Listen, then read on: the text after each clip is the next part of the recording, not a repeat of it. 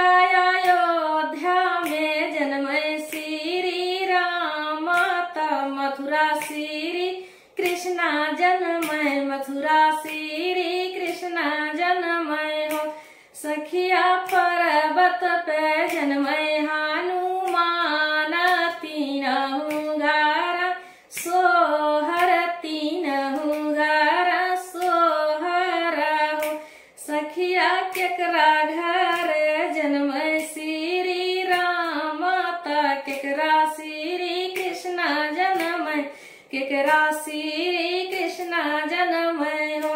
सखिया केकरा जन्मे हनुमान, तीनहु घर सोहर, तीनहु घर सोहर हो।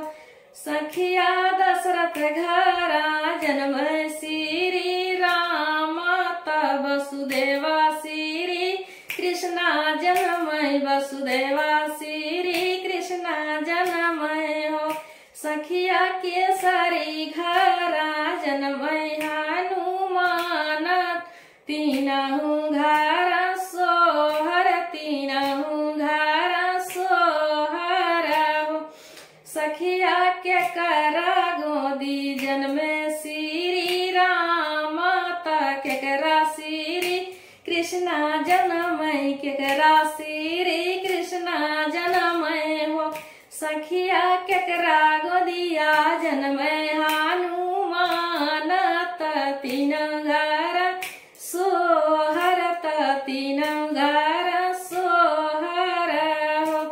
सखिया कौशल्या गोदी जन्मे श्री राम, देवकी श्री कृष्णा जन्मे, देवकी श्री कृष्णा जन्मे हो। सखी अंजनी गोदी जन्मे हनुमान, तीनहु घर सोहर, तीनहु घर सोहर हो। सखिया कहे खाती जन्मे श्री राम, काहे श्री कृष्णा जन्मे, काहे श्री कृष्णा जन्मे हो। सखिया कहे खाती जन्मे हनुमान, तीनहु घर सोहर, तीनहु घर सोहर हो।